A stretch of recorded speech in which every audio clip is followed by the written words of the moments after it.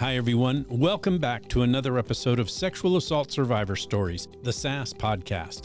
I'm your host, Dave Markel, coming to you from the Long Valley studio in Washington, Utah. Most of you already know the foundation of this podcast, but for those of you who are new here, I want you to know that this show serves a dual purpose. First, it provides a safe space for victims and survivors of rape or sexual assault to share their experiences to facilitate healing. Secondly, it educates listeners on the principles of a trauma-informed response, going beyond superficial understanding to foster effective advocacy and positive action. The goals of this podcast are to promote healing and provide a furthering of your knowledge about the prevalence of rape culture in our communities and how being trauma-informed is a powerful step in reducing that prevalence. Thank you for joining me today. I'm glad you're here. This is episode 149. And this week, it's my pleasure to introduce to you my guest, Ariel Sorensen. Ariel is another brave soul who has become part of the SAS family by reaching out to me by email. She heard my invitation to write to me, and she found the courage to do that in spite of her inner anxieties to reach out. Once she did, I wrote back asking her to be a guest on the show, and today is her day. I don't want to spend any more time delaying your opportunity to hear Ariel's story. So here she is, and I'll catch you on the other side.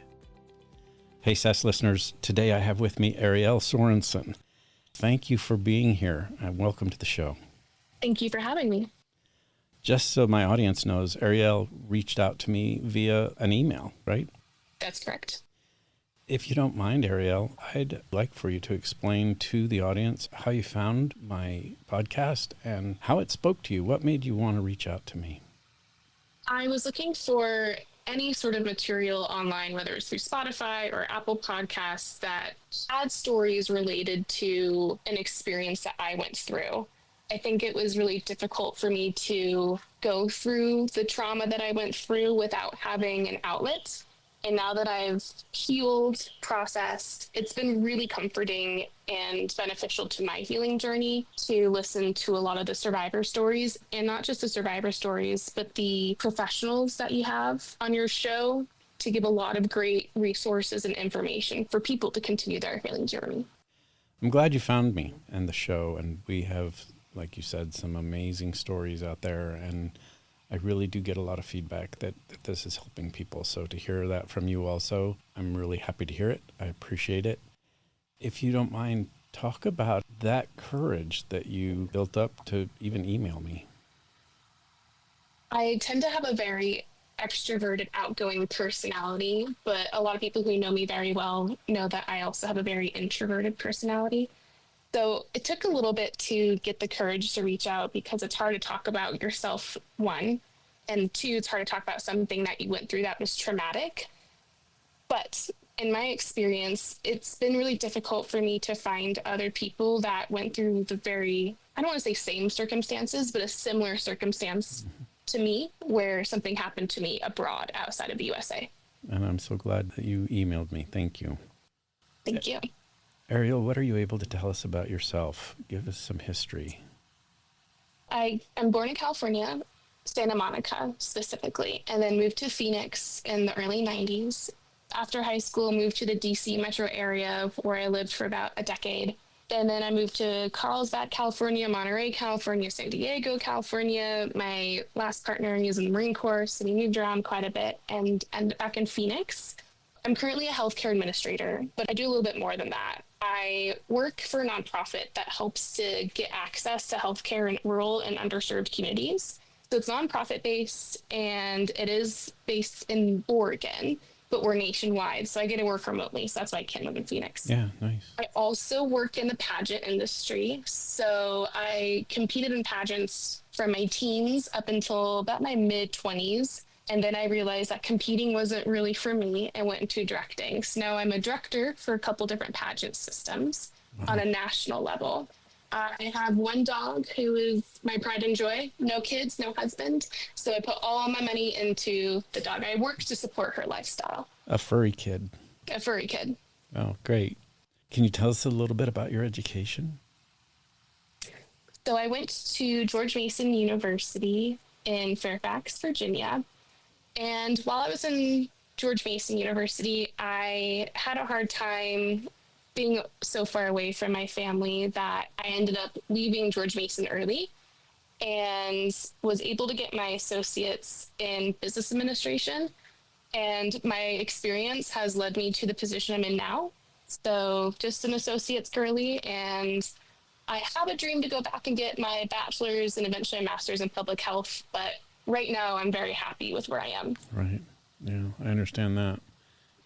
Ariel, I know the reason you reached out, like you said before, is because you found the podcast and you'd had an experience yourself abroad. In fact, in your email, you mentioned that that was one of the aspects that you wanted to talk about and to address, is for those who may be listening who've experienced something along those lines where you weren't in your home country and you experienced a rape or a sexual assault and had to deal with it from an out-of-country experience. I only have a few other victims who've been through something similar and had to handle that from abroad and handle another country's criminal justice system. But I'm really glad that you are willing to talk about it from your perspective and your experience.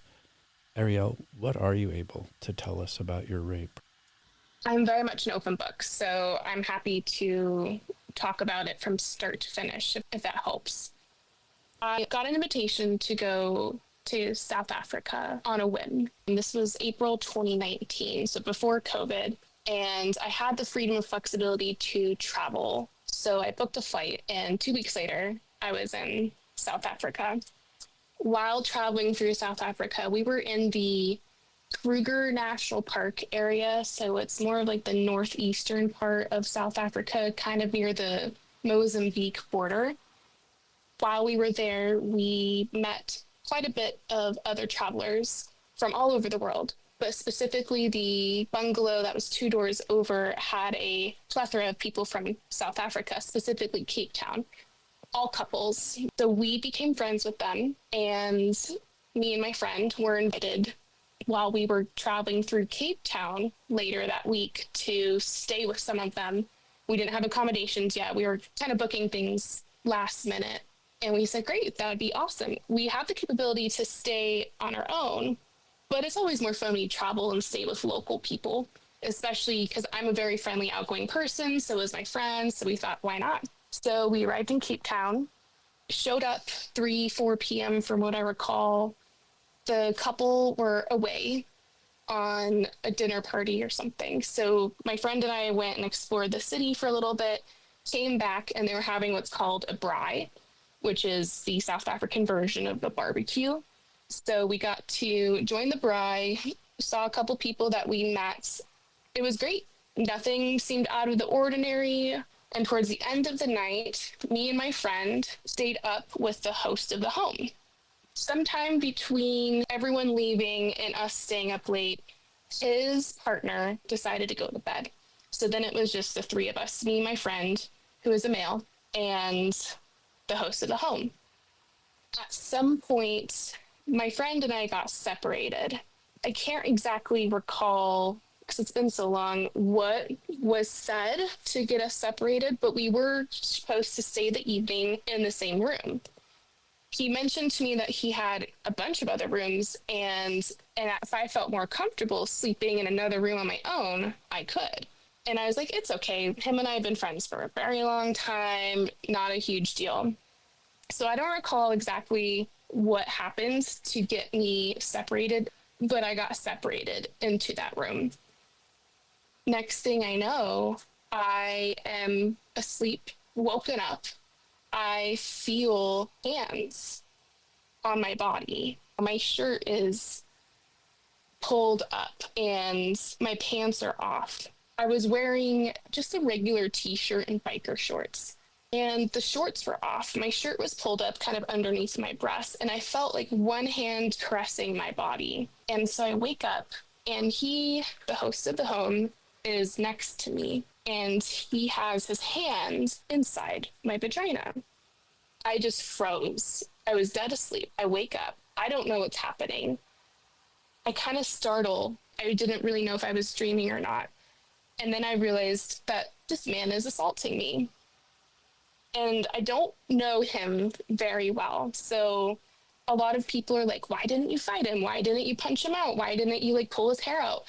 My first gut reaction was protect yourself, don't make a huge deal about it. So I was like, no, don't, trying to be nice about it because I didn't want to set him off. He gets up, says, I'm sorry, I'm sorry, I'm sorry. And he left the room. I don't know how long this had been happening, but obviously it was long enough to where he was able to take my shirt up and take off my pants. He left the room, and I just recall like the door creaking, so the door was shut. I get up, my phone is dead, my pants are not on my body. I try to look outside the door because we had gotten a tour of the house earlier, so I knew I was in one of the extra bedrooms. And my heart dropped because in South Africa, it's very dangerous to live there. The crime rate is super high. So a lot of homes have what's called a trellis door, which I describe to people as an old style elevator where it has kind of like a honeycomb enclosure, but it's metal, and it's to protect the homeowners in case of a home invasion. So I look out and I see that the trellis door is shut, and I just go, oh no, I'm stuck here. I didn't really know what to do because my phone's dead. I can't get out of the house. The house has a gate, so you need to have a code to get in and out of the house, and not just in and out of the house, but in and out of the gate. So I knew that I was stuck. I went into freeze mode, and I just really had no idea what to do. But I knew that I was really tired, and in my mind, I thought, well, I already told him no. He went back to his partner's room where she was asleep. I'm going to go back to bed. I got woken up again.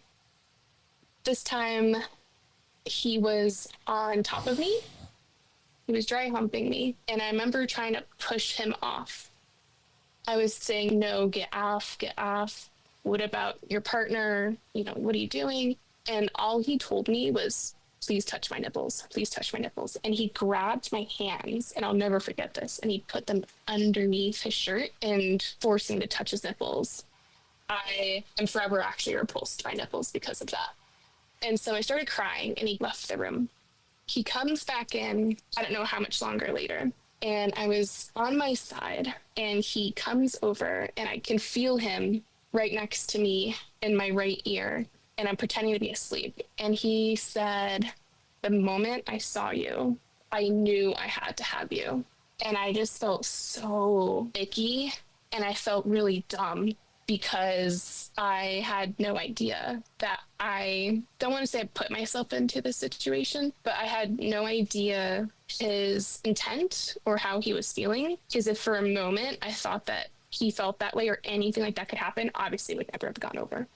He came back in multiple times that night.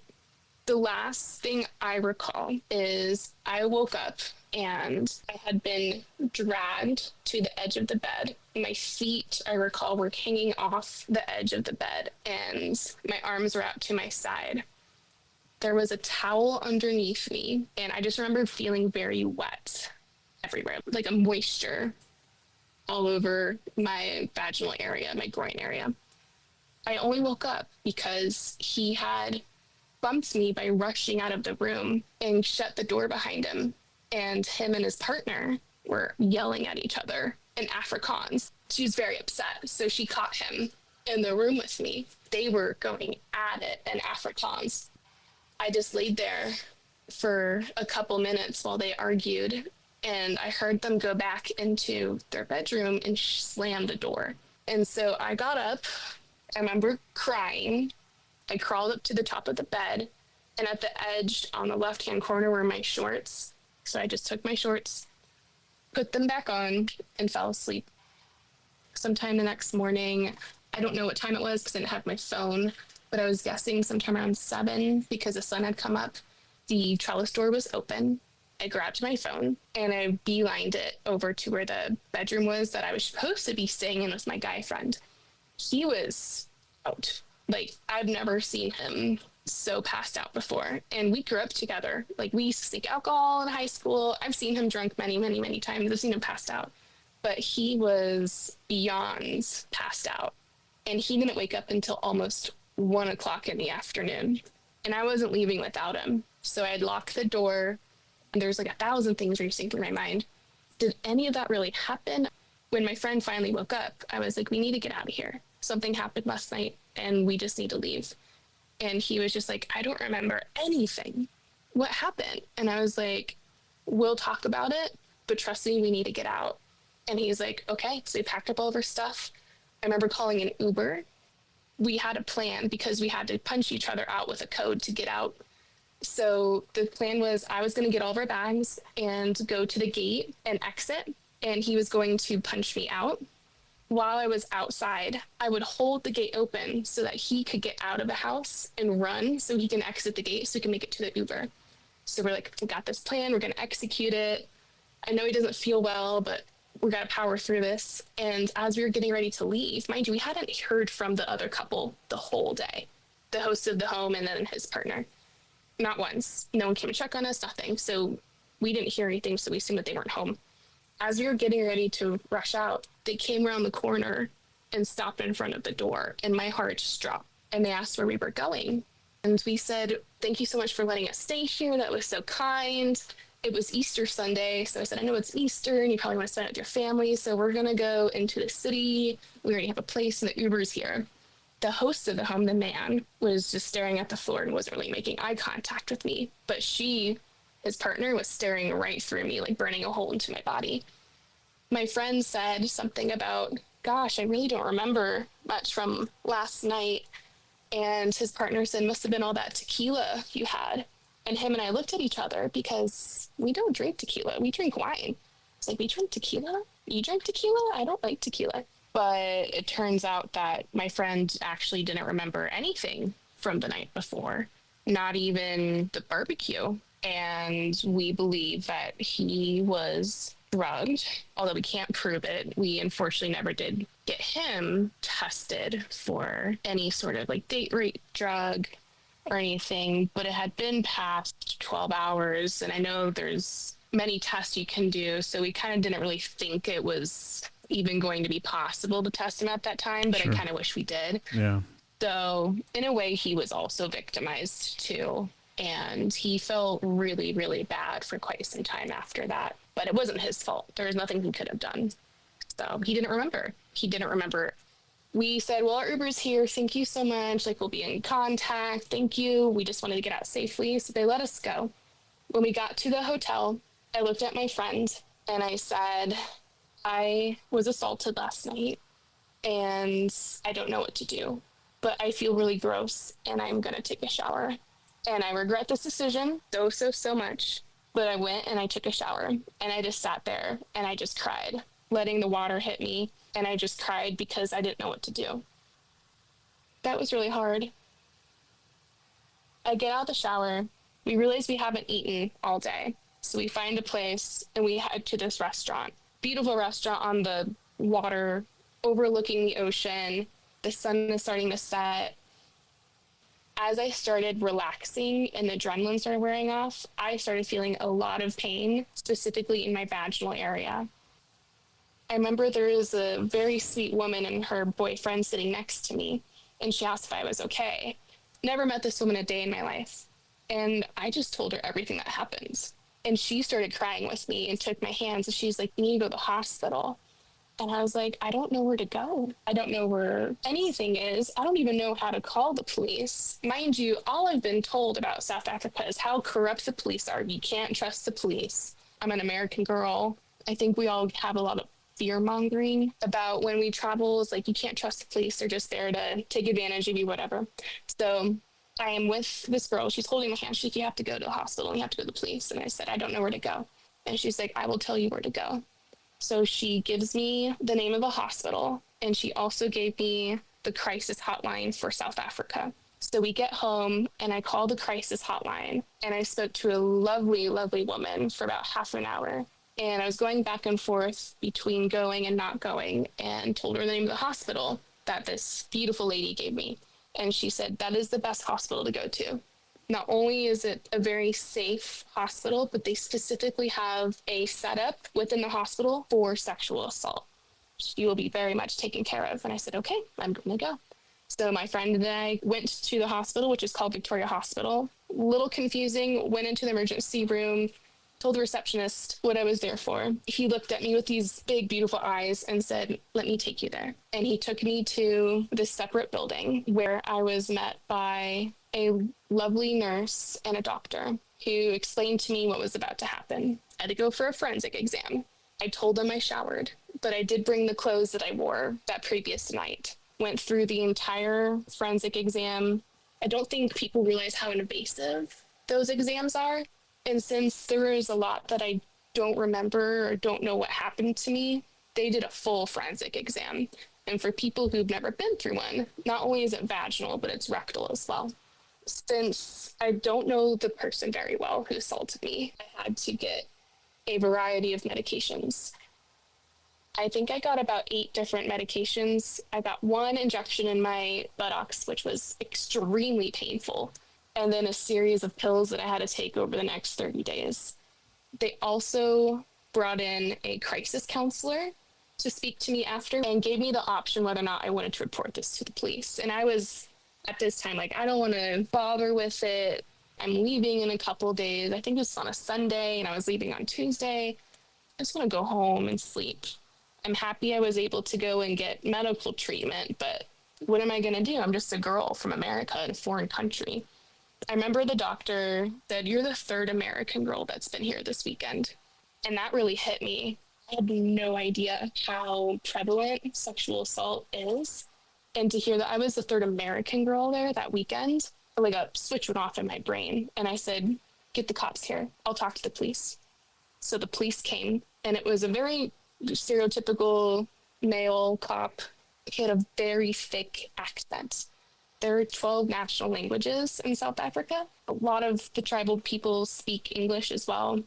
They have accents depending on what part of the region you're from. I don't know what tribe this man was from, but he did have a tribal accent when he was speaking English, and it was very hard for me to understand him.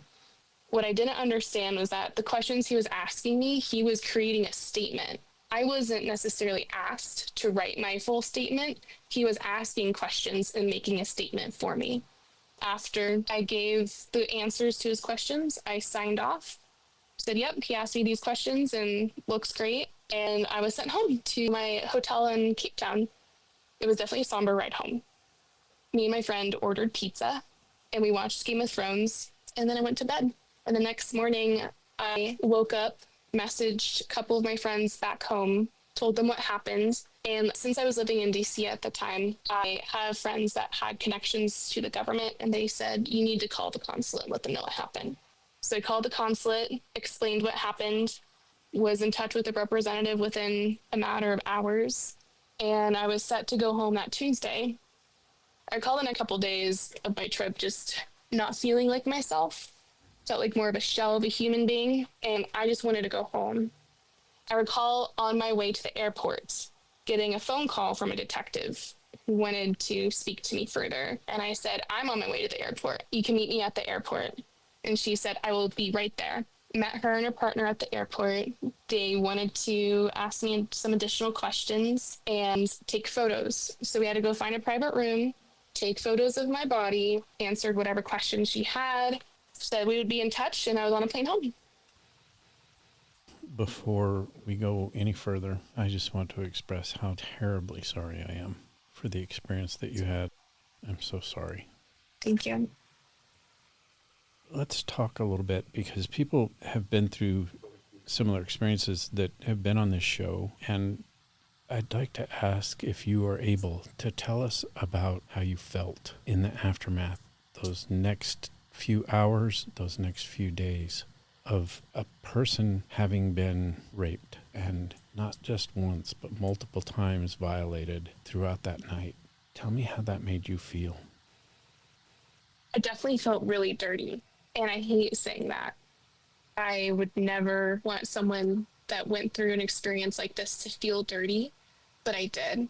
And I think it was because I was so incredibly violated by a man who was significantly older than me. I mean, this man was at least 25 plus years older than me. Seeing his face, feeling his touch, and having his scent on me, I just felt gross and disgusting.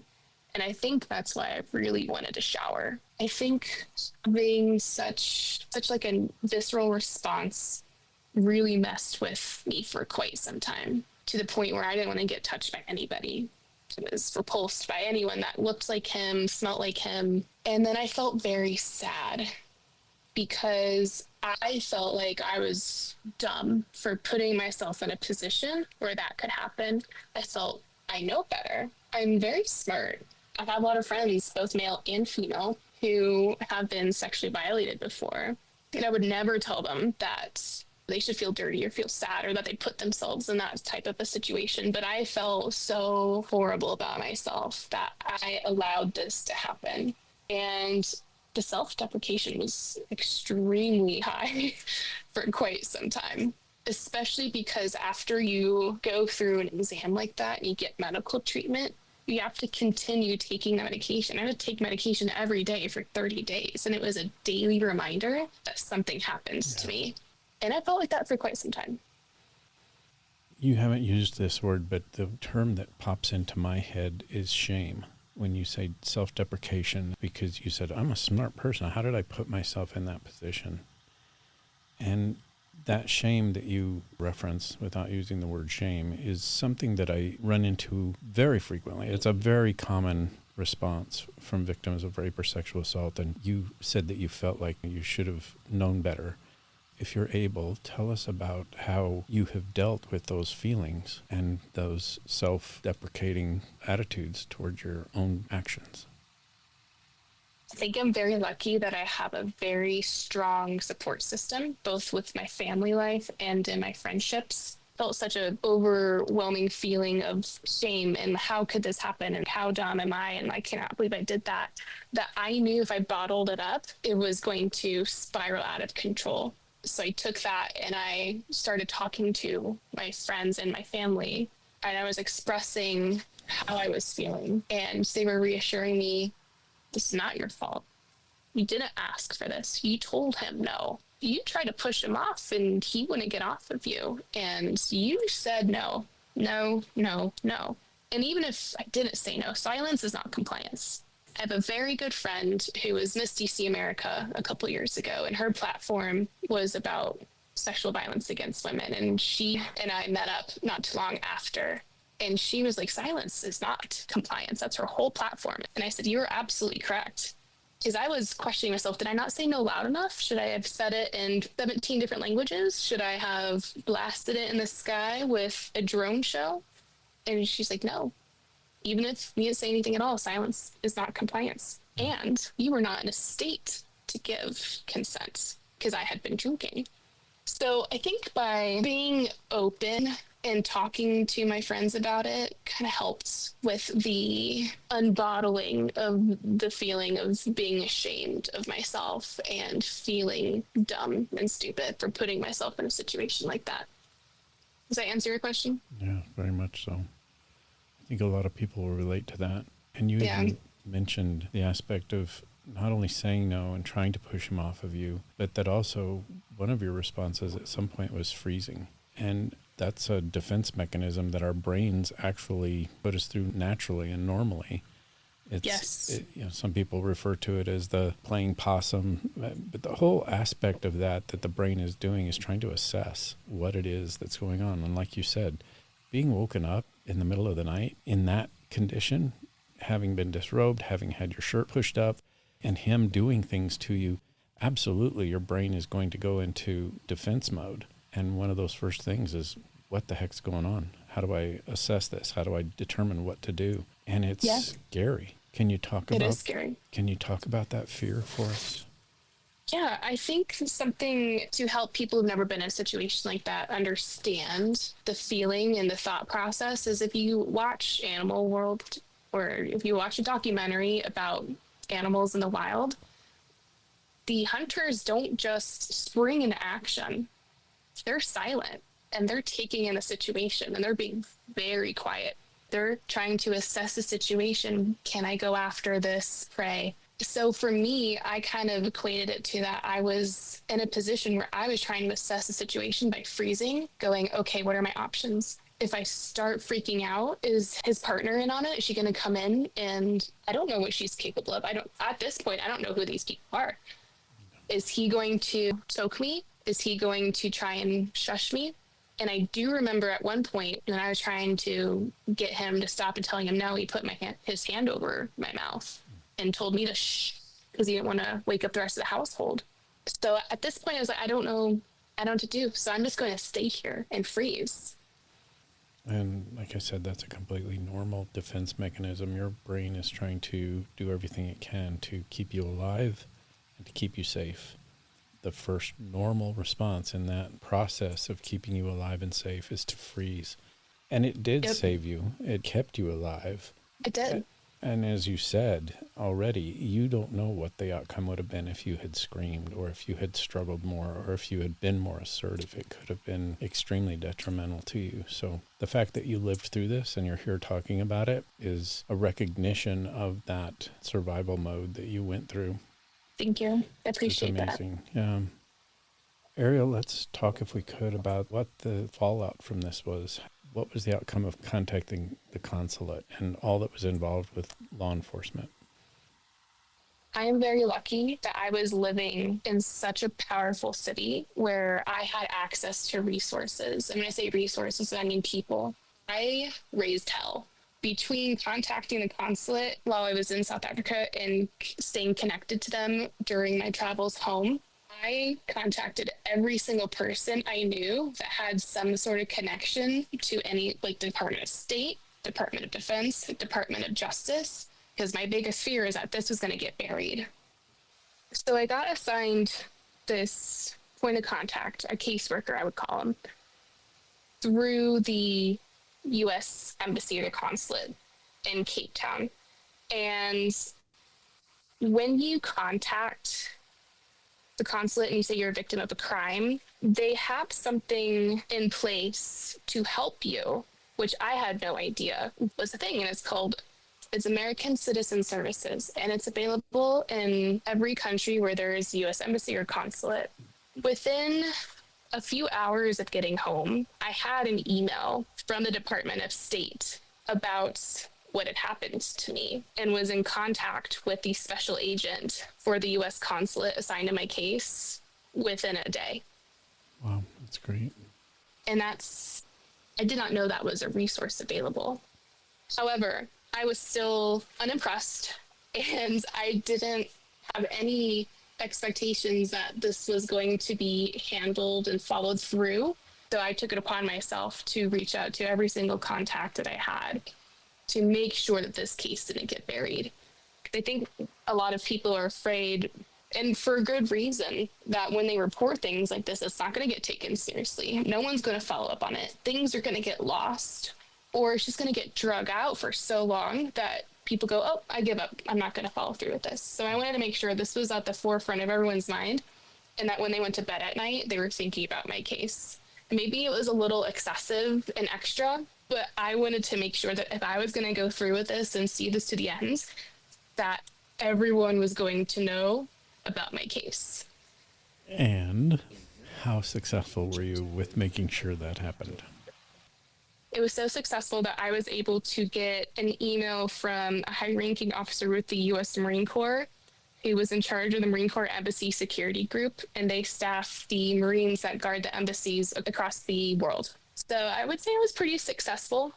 My case manager, who was a special agent in charge of my case, even got a phone call from his boss's boss, making sure that everything was being taken care of because I was just raising hell left and right. Are you able to talk to us about the outcome of all of this? What happened? I am proud of my advocacy and in seeing this through to the very end. I was assigned a prosecutor who took on my case, and I was able to get the Department of Justice for South Africa to pay for my flight to go back and testify. I was adamant that I am contributing to your statistics because you have a gender-based violence problem in South Africa. I was the third American girl at that hospital that we know of, mind you, because not a lot of people report it. Third American girl at that hospital who was treated for sexual assault or rape. And I had, at this point, been going round and around and around with having trial dates set and having trial dates postponed, and we need to get more information on this and postpone it again because it was during COVID. So I was like, we're going to see this through. You're going to pay for my flight. I will fly in and fly out. And they said, okay. I got 24-hour notice that I was going to be on a flight to go to South Africa and testify in Cape Town. I had 24 hours notice that I was going to fly to Cape Town. I boarded on a flight on the 30th of July, landed on the 31st of July, I was exhausted. It was a very long flight. It takes about 26 hours to get there. I got to the hotel and slept. The next day, which was a Monday, the 1st, I had a police escort come and pick me up and take me to the prosecutor's office, where I met the prosecutor for the first time. We met to go over the details of the case, talk about what happened to me, talk about what to expect, what not to expect, and she was very kind. This courtroom is specifically for sex crimes. There was going to be no jury. No one else is going to be in the courtroom except the prosecutor and her assistant, the bailiff, the defense attorney, the defendant, myself, an advocate, and the judge. You can't go in. It's closed to the public, which is very different from what we see in like Law and Order SVU, because it's very, very nervous about having to go in and testify in like a large group of people. It's embarrassing. It's embarrassing talking about what happens to you sometimes in front of all these people that you don't know. And a lot of people are not on your side. We went through like what the whole day was going to look like. And then she said, I'll see you tomorrow. And then got back in my little police escort and went back to my hotel. I was like, okay, well, what now? What else do I do? I am so lucky because my partner at the time, my boyfriend's best friend, who was from South Africa, was there at the same time that I was. And he reached out to me. We were talking a little bit and he took me out to dinner. I got permission from the police. I said, here's where I'm going. Is it okay that I go? I just want to make sure that I wasn't going to get in trouble or anything. And they said, absolutely. Just let us know when you leave, when you come back. And I said, got it. So I went to dinner and we went to this beautiful restaurant right on the water overlooking the ocean. And I get a little emotional. I haven't actually talked about this part. It was so important to see a familiar face and to have someone there because I was all by myself. Like no one could go with me because they gave me 24 hours notice to get there. And my partner at the time was in the Marine Corps. There was no way he was going to get off, and the ticket was so expensive. So to have him there and to have dinner and just be normal for a little bit was really, really, really nice. I'll never forget it, but he told me how important it was that I was doing this and how proud he was of me because he knows how terrible the country is regarding gender-based violence. I knew that by going through this, I was contributing to the statistic of having more people report and go through the process of trial, and I was going to see it to the very end. So it really solidified the reason why I was there. I don't think he'll ever listen to this, but if he does, I just want to say thank you from the bottom of my heart, and I'll always appreciate that, and I'll hold that close to my heart. So the next day was trial, August 2nd. I was there for 7-8 hours, maybe longer. The day was a bit of a blur, but I testified on the stand for at least 6.5-7 hours. And it was probably one of the worst things I've ever been through in my life. I'm very lucky that it was a closed court, which is normal for them, and that I had an advocate there with me because I was actually allowed to have the advocate in the box with me while I was testifying, answering both the prosecutor and the defense's questions. She didn't leave my side the whole time. I was able to hold her hand, and if things got really intense and I would start squeezing, she would squeeze it back. I think that really helped me maintain my composure. When I was done testifying, I got into the car with I called them my dads by the end of it, my police escort, these two great guys, and they took me to my girlfriend's house in Cape Town. Her and I had actually met, just a sidebar, her and I had actually met through a Facebook group for women who were victims of sexual violence or gender-based violence in South Africa. So I actually had a friend there. She wasn't able to come to be there with me for court or anything because you're not allowed to have anyone, but I was dropped off at her house. So going back, my South African police dads dropped me off at my girlfriend's house. We ordered takeout, watched reality TV, cried a bit, And then she drove me back to the airport, and I was on another flight home. I was not even in the country, maybe 36 hours. And the funny part is the same crew that was on my flight from San Francisco to Cape Town was on the flight back, and they recognized me. They're like, "What are you doing here?" I'm like, "I just went to South Africa just for 36 hours, like every normal person does." So I realized that, I was on a business trip and have to go back. Like, wow, such a long flight for you. And I said, "Yep, sure is." So I was on a flight, got picked up at like 4 p.m. I got takeout, got my dog, and went home and went to bed. And I was at work the next day. Wow. I didn't take any time off. That's crazy. Yeah, I'm insane for that. I don't know why I did that, but I think Americans are so scared sometimes to take time off that I was like, why would I take time off for this? I just started a job. I was embarrassed that I had to leave so soon. I didn't take any time off. I literally just went right back to work. No one had any idea that I had just gone to South Africa, testified to some pretty horrible things, and then went home. That's amazing. Wow. Yeah. Women can do anything. I think the right woman can do anything. You That's have a true. lot of internal fortitude. That's to your commendation. Congrats on that. That's amazing that you did all that. Thank you. What can you tell us about the outcome of the trial? Well, that's the part that I get upset about. Trial didn't go well for me. So I knew that the outcome was probably not going to be great. And statistically speaking, the outcome is never usually in the woman's favor. The defense attorney was probably one of the greatest attorneys I've ever seen. He did his research into me. He presented my entire social media presence as evidence. Why? I don't know. Apparently, being pretty, doing pageants, and having some sort of social media presence kind of made me not incredible. He really broke me down to a point where I felt so small, and I walked out of that courtroom going, I'm not going to win. I'm not going to win. And I didn't. It's not to say that I did a poor job testifying. I did the best I could do. I think that I was just not as prepared for what was coming my way. How I found out I lost my case is not by being informed by the Department of Justice. I wasn't informed by my prosecutor. I wasn't informed by the detective assigned by my case. I was informed via email on Thanksgiving by the U.S. consulate. And the email was kind of like a, hey, sorry about your case. We're told that you were informed by the SAPS, which is a South African police, force.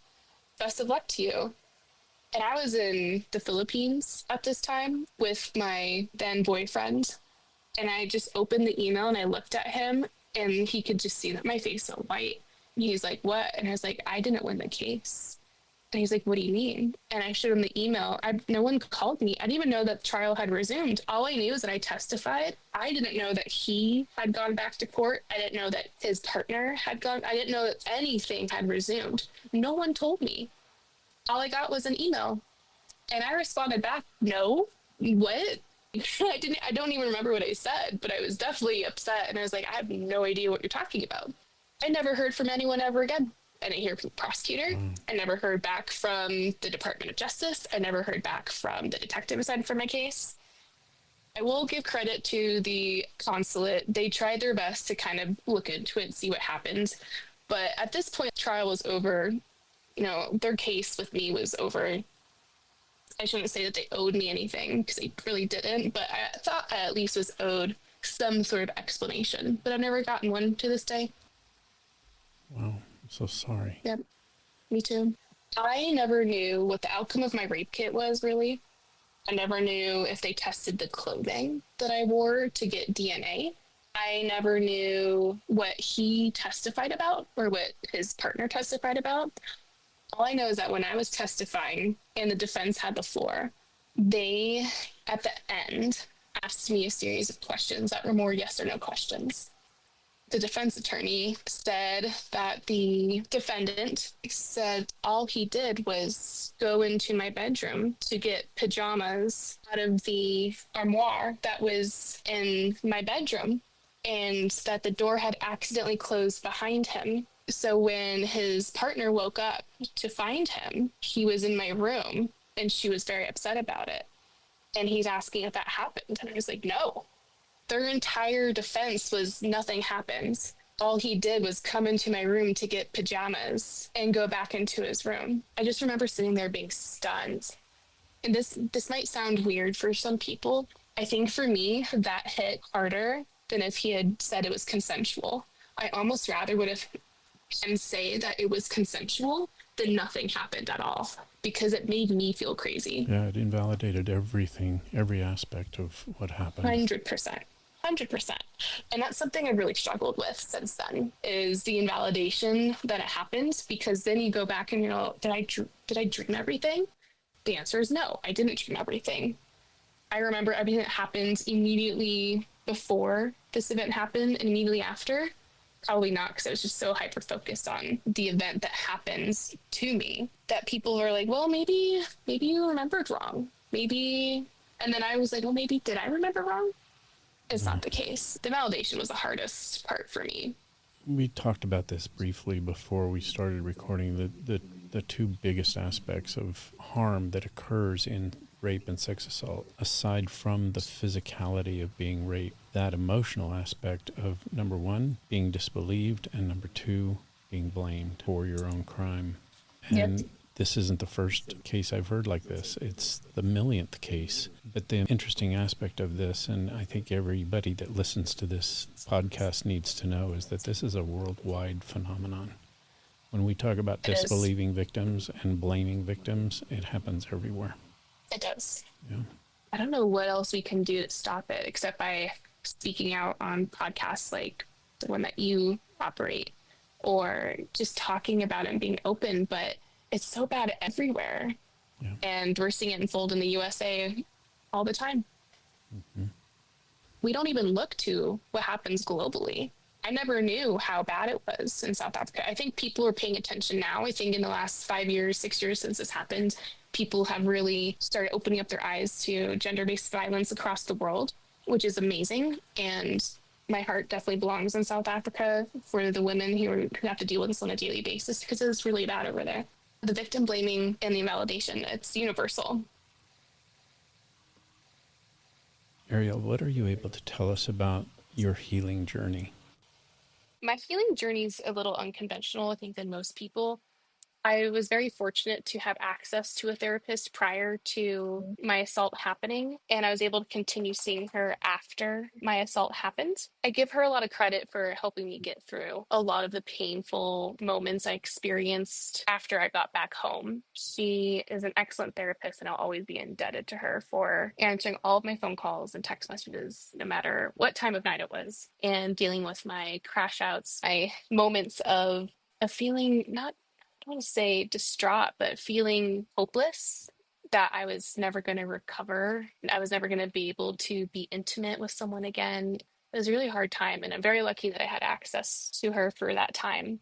After I moved from DC to the state of California, I was not able to see her anymore. And I decided in 2021 to become a sexual assault crisis counselor for the county I was living in. And although I would say I was definitely not 100% healed and moved on from what had happened, I had not yet been to trial. And I was still dealing with a lot of emotions and wanted to be around a community that offered a lot of support and resources. And I wanted to help other people that were in my situation.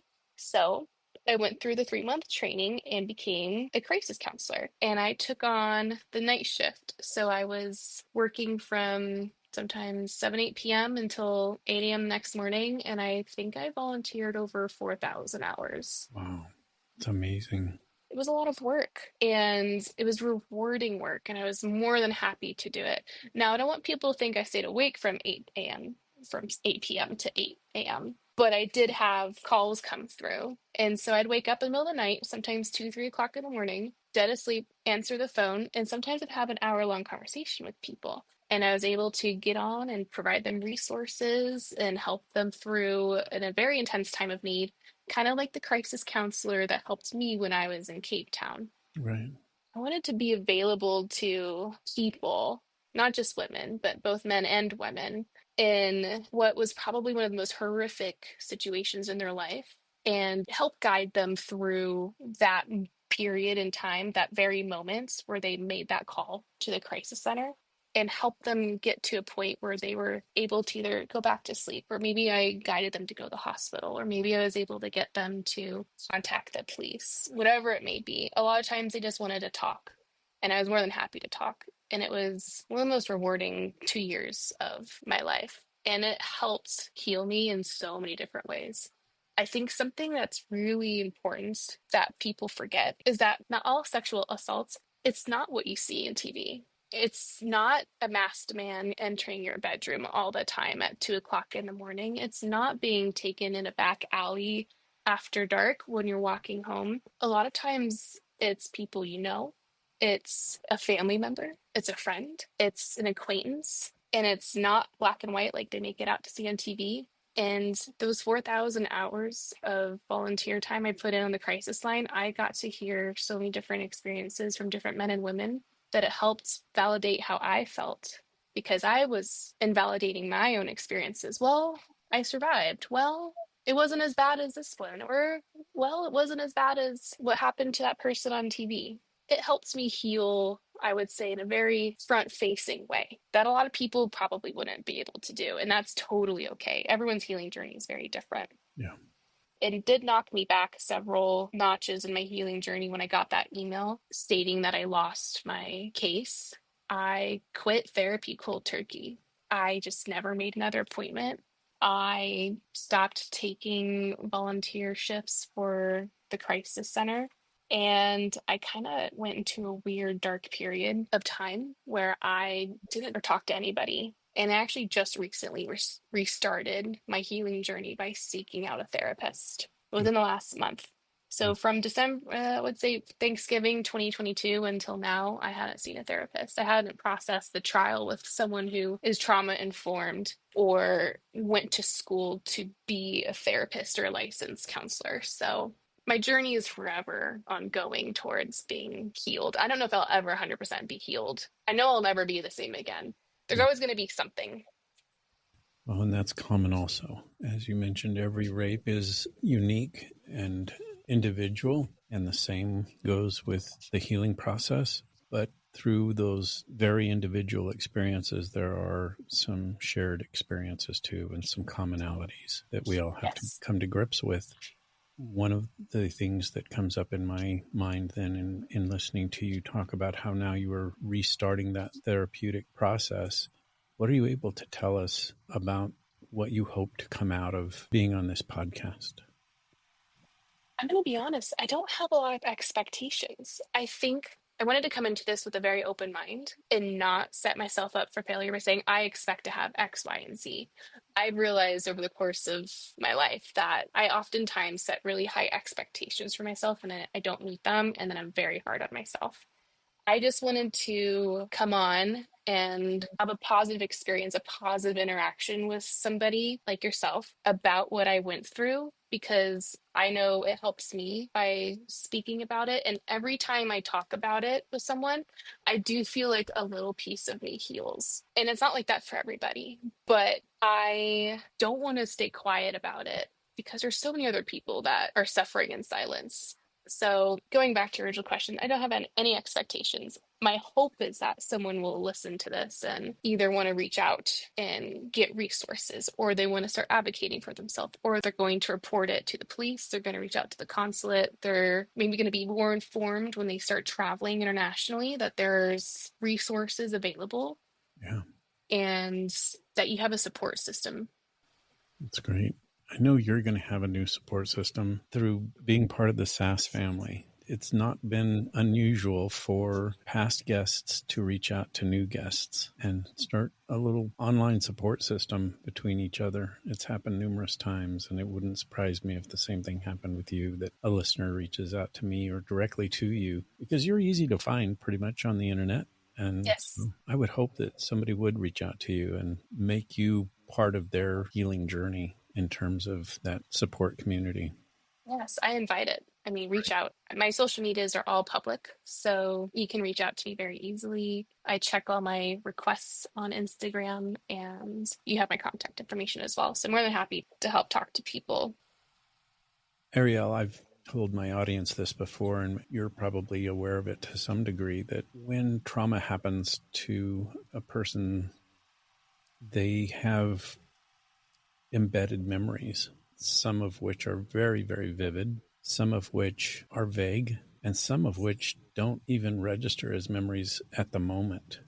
And those that don't register at the moment are called implicit memories. There are memories in there that you didn't even know existed until somehow they're activated or triggered. So when we're done talking, a lot of those memories, both explicit and implicit, are going to surface, as they have in just being here on this episode. But what about when we hang up? What will you do for the rest of this afternoon and this evening? What will you do tomorrow and throughout the week and months ahead when those implicit memories surface? How will you handle those, and what will you do to take care of yourself? I know I said previously I started seeing a therapist again, which has been extremely helpful, but it's because of those implicit memories that I realized I needed to restart my healing journey. I don't sleep. I have a recurring nightmare constantly that there is a man in my room and he is in the corner by the door, which is exactly what happens to me during my assault. He was always in the door, blocking the doorway. I am a very vivid dreamer, and I'm sure a lot of people can relate to that. So I try my very best to exhaust my mind. I have ADHD, so there is a lot of things I do to try and combat that. And that's by exercising and talking to friends and cuddling with my dog and reading a book. And I already have a plan in place today that as soon as we're done, I'm not going to go for a walk because it's 1,000 degrees in Phoenix, but I am going to go to the gym, and then I'm going to go sit in the sauna. And then I'm going to go read a book, and I'm going to have a nice glass of wine, and I'm going to eat chocolate, and then I'm going to watch Sex in the City and cuddle with my dog, and then I'm going to go to bed. I like that. That's great. And I'm glad that you mentioned that you've got a recovery routine, but I'm also glad that you've got a therapist that you can also turn to in those times when you need to. Yeah, she's excellent. That's great. I'm glad to hear it. Ariel, this has been an amazing experience for me to have you, first of all, reach out, but secondly, to be strong enough and willing to come on this show and share those horrific experiences. As I've said, I'm so sorry those things happened to you, but I'm also really thankful that you have been open about it. You're so transparent about it. You're so raw and true to yourself about what happened. And that in itself is a healing experience. And I hope you get more healing out of this and being part of this family. So thank you again for being here. I appreciate it. It's very kind of you to say. I would love to stay in touch. Yes, I would love that. And I would also love to have you on again in the future so that we can get an update and find out what's going on in your life and how things are progressing with you. That would be excellent. Yeah, I would enjoy that very much. Thanks, Dave. Bye. Bye. That does it for another episode of Sexual Assault Survivor Stories, the SAS podcast. Today's episode, featuring Ariel Sorensen, was a significant contribution to the many facets that this platform offers. Ariel told her story in a particularly transparent, brave, and open way. She demonstrated how far she's come on her healing journey, and she provided information that was educational as well as inspirational. Thank you, Ariel. You did an amazing job, and I'm proud that you're part of the SAS family. And to you, my listeners, I'm also glad that you're part of the SAS community and that you are helping this podcast grow. I'm grateful for each and every one of you. Don't forget to tune in next week when I'll be bringing you another brave survivor with their story of strength. Until then, take care of yourselves and each other, and remember to start by believing, because we all know someone whose life has been impacted by rape or sexual assault. We'll see you next week.